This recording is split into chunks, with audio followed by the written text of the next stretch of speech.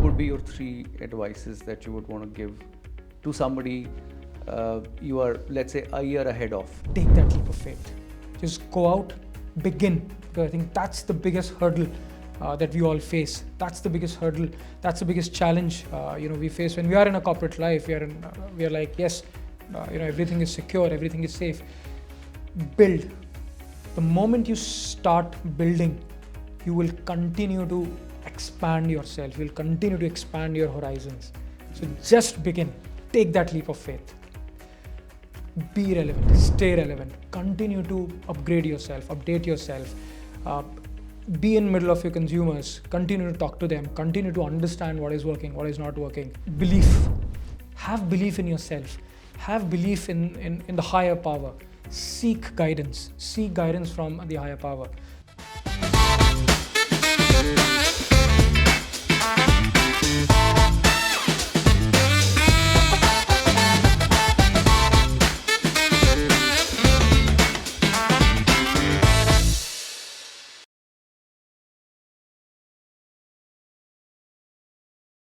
Hello and welcome to this new episode of the Startup Caffe Podcast. I'm your host Sriwant. Our guest for today is Elvin Sylvester, the founder of Earth and Oak, a brand rooted in Indian heritage and craftsmanship. After a successful corporate career, Elvin chose to build something deeply meaningful, working closely with the artisans of India to bring their craft to the world. Let's hear from him about his entrepreneurial journey and learn from it. Hello and welcome, Elvin. Thank you so much, sir. Good to see you. Same here. So let's start the conversation with the beginning of your journey. Well, I've been a corporate professional for almost 2 decades now, and working with some amazing international brands through this journey of 2 decades. There was a time now when I felt that there was an idea and I need to pursue that idea into something meaningful. That's where Earth and Oak was born. So corporate life जो थी आपकी कहाँ काम किया आपने थोड़ा सा just let's run through this entire journey of yours. So I worked with various corporates during my 2-decade-long journey. I started off with Bose, which was into music systems. Then I transitioned into telecom. I worked with Vodafone. I worked with Aircel. I also had a stint with one of the Apple partners in India. My further experience was with Oppo, Spice, and finally, my last corporate stint was with the Tatas. So how did the idea of Earth and Oak appear? Well, there was always a burning passion inside that, I have to build something of my own, something meaningful. Spending almost 2 decades in retail, doing sales, building stores. That was just building inside. And while I was still working, the idea of Earth and Oak, developed. Well, the brand name came a little later, obviously, but the idea of starting something of my own and build on it started. So you straight away decided to get into this handicraft and textile and fashion industry, or you were earlier searching for other options and then finally you zeroed in on this? Well, it was terrifying, in its own quiet way, because आप अपने comfort level से बाहर निकल के जाते हो.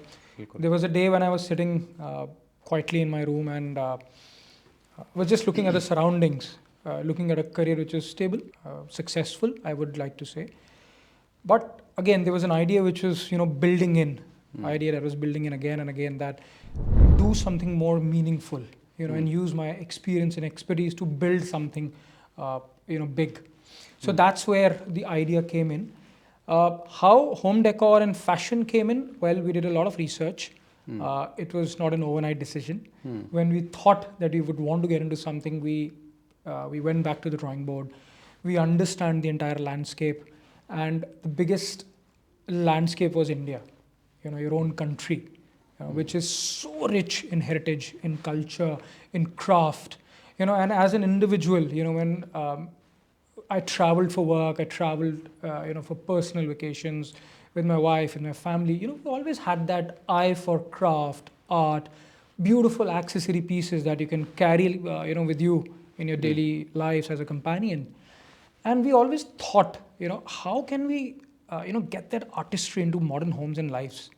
So that is where, Earth and Oak came into picture and it was born. that's when we decided that let's create a platform which would house everything, that a consumer would want, whether it is a craft from any particular state or a piece of decor which would, just elevate their home or the living. What is the story of this name, Earth and Oak? So when we decided Earth and Oak, it's a very interesting story. We wanted something, cool, to be very honest. We wanted something very modern, but at the same time, something very grounded and rustic, which could resonate to our values, which I wanted my brand to stand by, which is grounded, timeless beauty, and strength.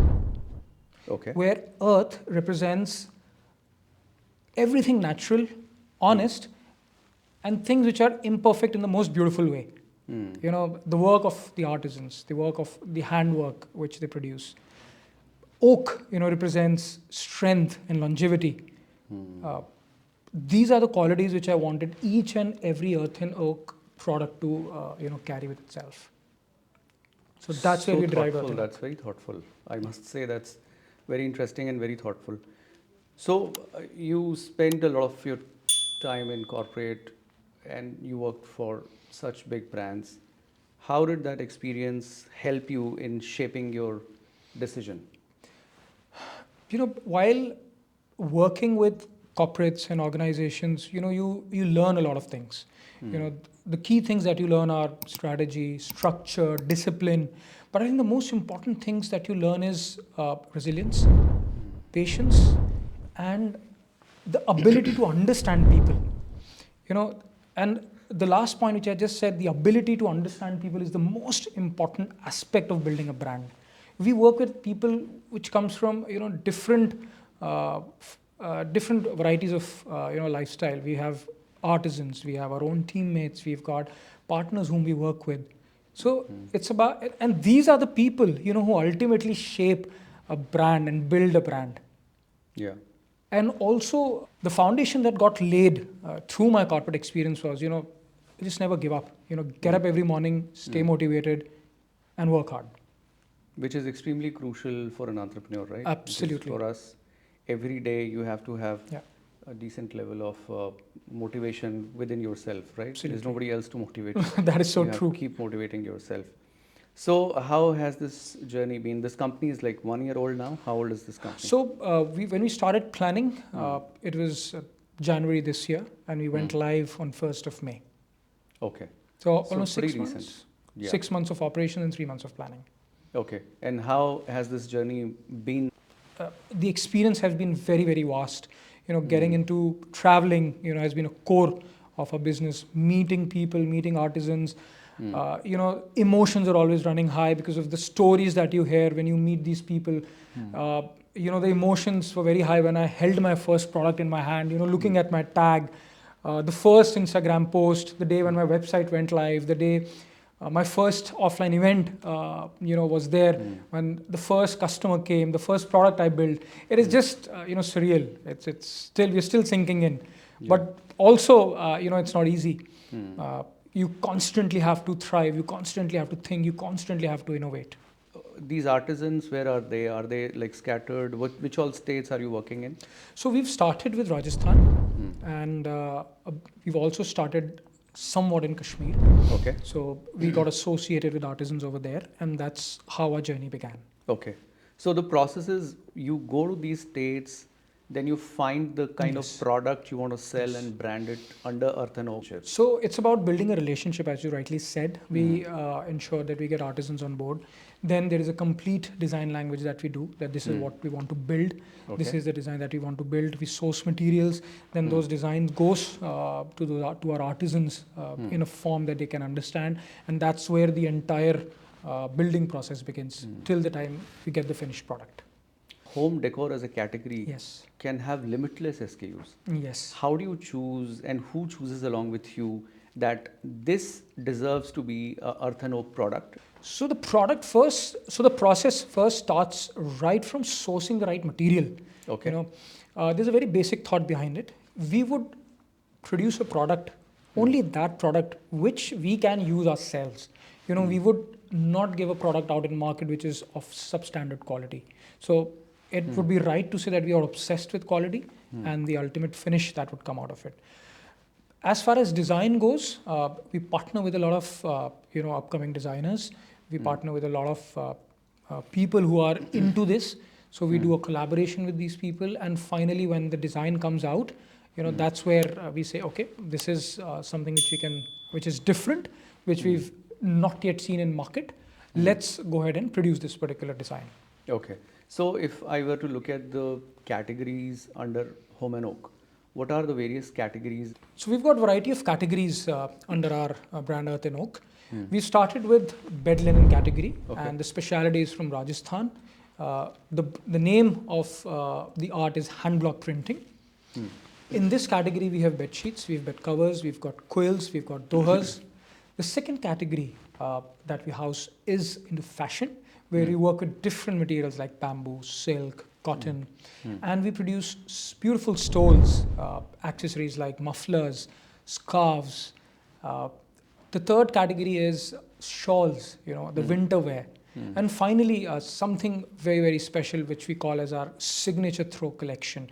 A product which is a piece of statement for your armchair, your sofas. It's like a beautiful decor piece. So all these categories are hyper competitive, right? Your They are. space is filled with so many known and unknown players. So how do you deal with so much of competition? So the products that we have, we find a way, we find a medium, and we try and tell a story to our consumers so that they feel the products that we are offering, would be meaningful to them. It would elevate them. It would be timeless for them. It would ultimately blend into their personal lives. It would just enhance the way they live, whether it is an accessory that they are carrying, whether it is any home decor piece that they buy from Earth and Oak. It's about bringing that artistry into their homes, which they will carry on forever. So there is nothing which does not have competition. Competition has always been there, and it will always be there. But how we differentiate us from competition? So we have customers or consumers who are associated with Earth and Oak, or who are approaching Earth and Oak, are individuals, who understand this craft, who understand the craft market, who are willing to invest in that market or in those products. We have homeowners who are ready to experiment with newer brands like Earth and Oak, who are ready to bring artistry, into their lives. How we are helping them is by reviving those art, those craft in the most contemporary way we can, which would resonate with modern lifestyle and living. So that is where we differentiate through our designs, through our usage, ensuring we tell our consumers that this is the benefit of using our products. How would you slot your target audience? How would you define him or her? So as I mentioned, we have people, who are aware of the crafts that we want to promote or what we are offering right now, and they are readily available to invest. Because if you look at, products which are handcrafted or, which are handloom, they have a particular price to it, because this is slow fashion. This is slow production. Craft is never fast or rushed.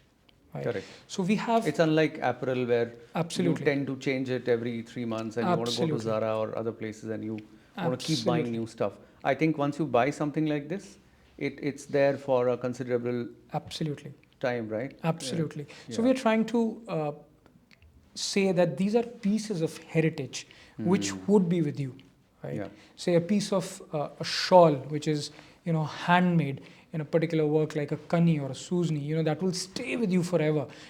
All you need to do is just take care of it. Yes. And just remember it. Absolutely. That's very well said. And that's why probably you see conversations in home where a daughter would say that this is my mom's exactly. shawl that has been passed on to me, and now I'm going to pass it on to my daughter and things like that, right? So yes, I agree with you that products like these are for, as long as you can preserve them. Yes. It's that legacy that just continues forever. Correct. So what kind of clients or customers are reaching out to you? Are you hitting the target audience mark that you set for yourself? Those people are reaching to you? Well, we're trying to, and till now, I think we've definitely, reaching to those set of clients through various mediums and forms, like through our website or through our offline events. We have people or consumers from all walks of life. We have individuals who are fashion forward, who wants to carry a beautiful accessory with them to work. And then we give them designs which are modern yet traditional. And they can carry it with either traditional attire or a modern attire. Or we give them home decor, which is made of beautiful cotton, excellent cotton, and designs which would just elevate their home decor. People who are looking to elevate their daily lives, daily living, people who are looking to consumers who are looking to express themselves through our products every day. And what is your go-to-market strategy right now? How are you reaching out to these people? So currently our go-to-market is our website, which is earthanoak.in. We ship domestic as of now, and very soon we would start shipping internationally as well. We participate in a lot of offline pop-ups and exhibitions. So we currently in Delhi NCR.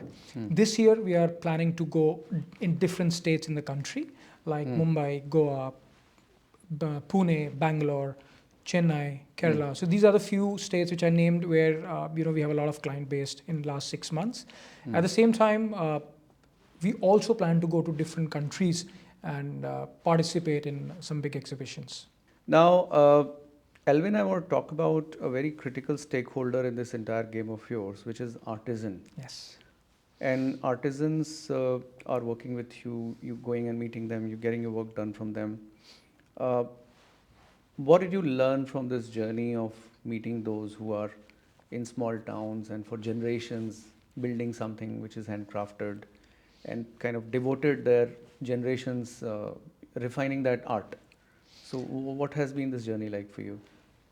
It's a very different experience than if you compare it to a factory product, right? True. Which is made by a machine. There are humans who are building it over, 50, 30, 50, 40, 60, 100 years, right? True. I think the most important thing which I've learned through this journey is humility. The humility that these artisans have and the emotions that they have. They're always they're always giving. They always come out with a nature of giving. And that's what we are trying to build on. Work with artisans, get their craft out to the world. Give them what they deserve, give them the credit that they deserve, and just try and foster their community. So for me, it is humility. Recently, government has started focusing a lot on these artisans and this program called ODOP. I'm sure you've heard of it. One district, one product. And I see a lot of ads coming, especially in UP and I'm sure in other areas as well, where they're clearly advertising one product, one district. And they're highlighting this in a very big way. And I'm sure it's going to help not only the artisans, but also brands like you, because you'll get more clarity on where to go for what product, right? What do you think about this? I think it's a brilliant initiative. And as I said in the beginning, Earth and Oak, as a brand, wants to explore states and crafts. And the way we want to expand is bring craft from different states under our platform. So I think this has worked and has resonated with our brand very, very well. It gives us so much clarity as to, how to build a further pipeline, which state to go, where to connect with these artisans, how to develop a further line of, product categories, what are the offerings that we can do for our consumers. It is simply brilliant what initiatives the government has been taking. Elvin, I want to talk a little bit about Earth and Oak's design philosophy, where you mentioned that it's humanly imperfect. The pieces are humanly imperfect. What do you really mean by them? Well, it's a very beautiful term, humanly imperfect. Through this term, we want to honor the craft behind which we have hands, the textures, those little imperfections, that come out of these hands. So again, for us, this is extremely important. Honoring the craft, honoring the hands, honoring the techniques, that has been used by these artisans, by these people behind who are working for us. So it's about honoring them. Another question that I have in my mind is how do you mix the modern customer sensibility with Yeah. something which is ethereal, something which has been existing for a very long time, right? Yeah. There's always a mix of these things, right? Old designs. Old and new, and how do Yeah. you mix them? So I don't know whether what I'll say will be correct as correct English, but I would say contemporary heritage. So that means modern yet rooted in tradition. Okay. So that's what you're trying to do. You're trying Yes. to merge both of them together. So we're not trying to change anything, but we're trying to make products which would resonate with modern living and lifestyle. Okay, interesting. Now I want to bring the focus back to the entrepreneurial part of your journey. And I want to ask you, what have been the challenges, earlier challenges in building this company? Well, we look at them as opportunities, but yes, there are challenges. The early challenges, in fact, we are a very young brand as of now. To talk about challenges like educating people about the craft, because these crafts, they come at a particular price point. So educating people, what is the importance of this craft? Why are we demanding a particular price? How is it that this price is helping this craft? Number one. Number two, as a new brand, there is a trust factor, that we want to build within a customer community. We don't come, with a legacy name. It's a brand which is born out of passion and an idea. So what we are doing is we are building that trust, that faith, one customer at a time. Where do you see India's luxury craft and handmade market heading? How does the landscape look like currently? Oh, it's growing, and it's growing at a very fast pace. And what is fueling this growth is obviously the India story, the way India is being looked upon globally. Not to name anyone, but in past few months, we've all heard how top, international brands have taken out India-specific products and dedicated those products to Indian heritage. Yeah. Number one. At the same time, Indian audience, at the same time, global audience, wanting to go the sustainable way, want products which are made out of hands, want products which they can carry, as a legacy and part of their life to next generation. Very, very important aspect now is digitization and the e-commerce boom. Digitization has made storytelling so easy. Digitization has made people come out to the world and showcase their craft. We are able to showcase the craft of people working, behind the scenes. At the same time, e-commerce. Through e-commerce, we are able to reach out to different, borders within the country. And very soon, as I spoke, we will start international shipping. Yeah, so you can produce here and sell anywhere across the world. Absolutely. And I think also India and Indian products have always been in vogue in the world. Absolutely. But more so because India is now, I feel, with changing geopolitical situation, India is actually getting its due. And it's especially if you talk about such Indian products, there's a huge demand, and I think it's growing. No, it is. Continuously, right? It is definitely. It is because if you look at our crafts, the work, the texture, the techniques, the ultimate product, that comes out of this craft, they are just beautiful, which attracts not only Indian audiences but global audiences. Yes. So that is where we are seeing our products reaching beyond borders, beyond shores, to places that maybe a few years back we would have not even dreamt of. And I think there's a lot of emphasis by government also. They're promoting and boosting whatever is Indian and whatever is native in a very beautiful way, right? Yes. So I think everything together is creating the very beautiful, optimum kind of environment for brands like yours to grow not only nationally but also internationally. Absolutely. Yeah. What has entrepreneurship taught you that your corporate life never could? First things, I think never wait for that message that comes on 31st of 1st. That was on a lighter note. That's dope, right? That's dope, true. Yeah. But I think one thing that has that entrepreneurship has taught me is resilience. Don't give up. don't give up. The most important thing is it is you who are at the driver's seat. It And is there are a you. lot of tough times, right? Yes, absolutely. All the Every time. day is a new day for the brand. It is you. There is no rule book. There is no handbook, to fall back on. It is you who are making the decision. It is you who are making all the mistakes. It is you who are responsible for everything. Ultimately. What is helping you manage the stress of entrepreneurship? I think most importantly, I derive strength from the Word of God. And one specific scripture that I would like to quote is, "The Lord is working for you. All you need to do is stand still or be still, and He's there." So it's the faith that gives that confidence that whatever I'm doing is absolutely correct, and I should just keep on moving. Apart from that, my wife has been a pillar of strength. Me moving away from corporate life into entrepreneurship.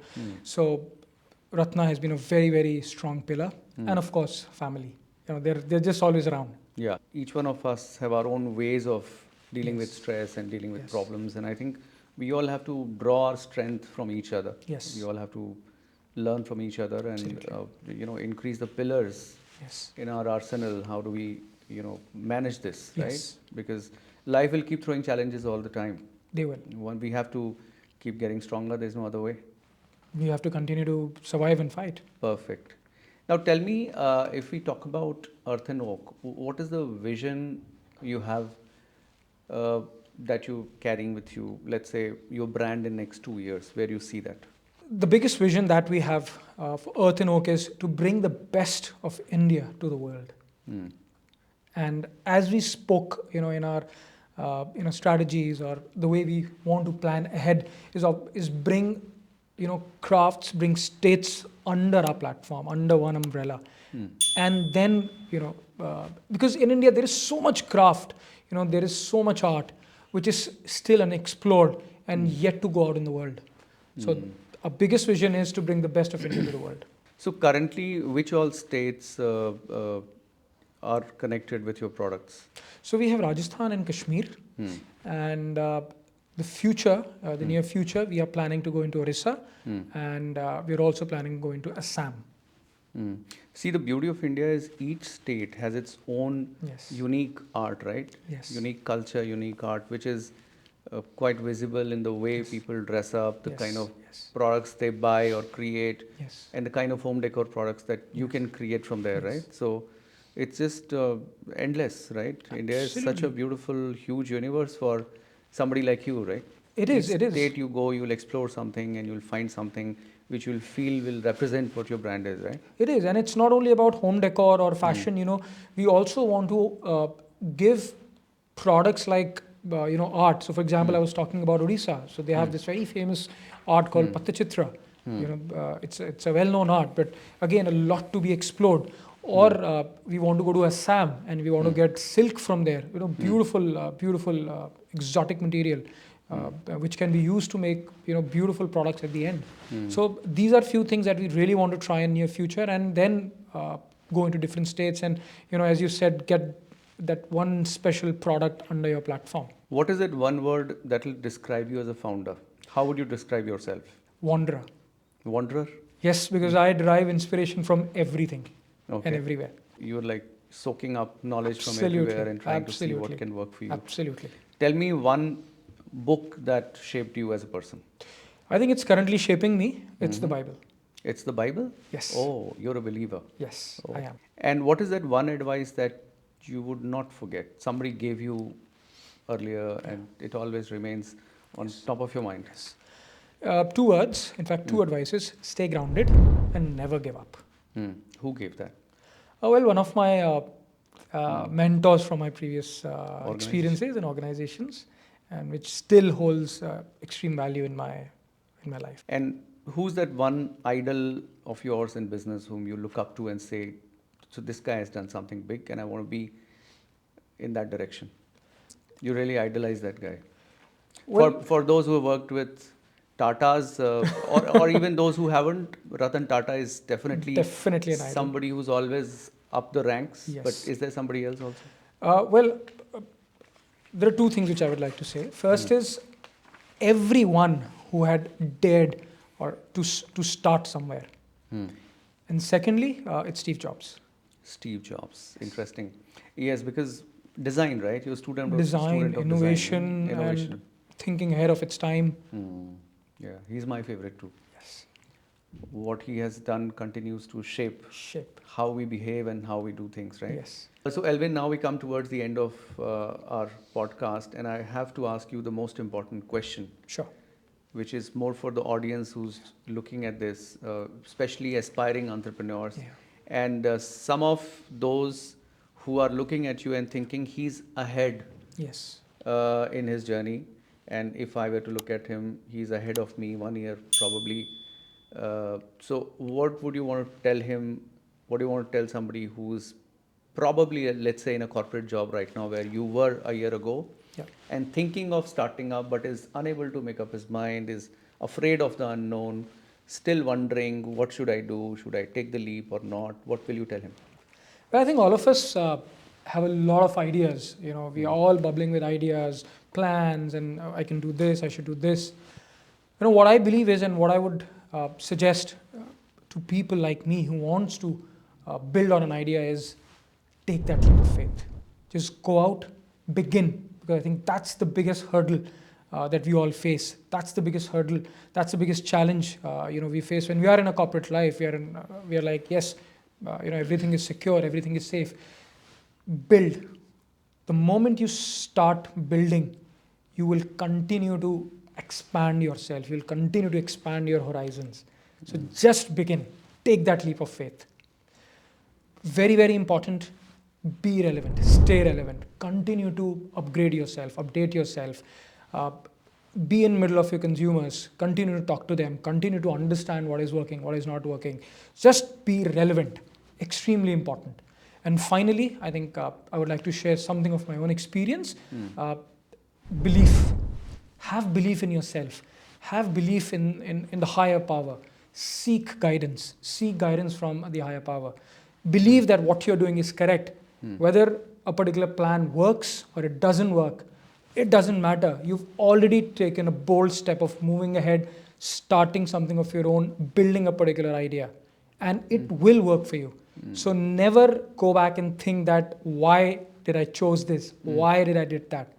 Continue to build, continue to strive, be at it. Be a hustler. Be a hustler.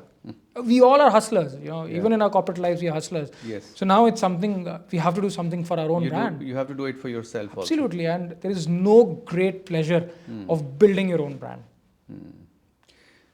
Great, Elvin. It's such a pleasure to hear those beautiful words from you. And I'm so happy and proud to see you. Thank you. Taking such a beautiful leap from corporate to building your own brand.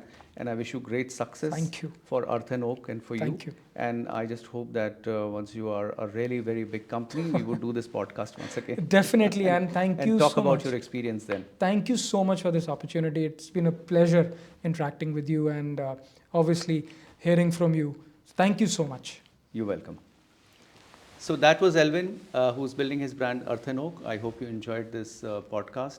I would see you again with somebody else, with another entrepreneur who has taken that leap of faith, who has built something or is in the process of building something, and we'll learn from them. Thank you.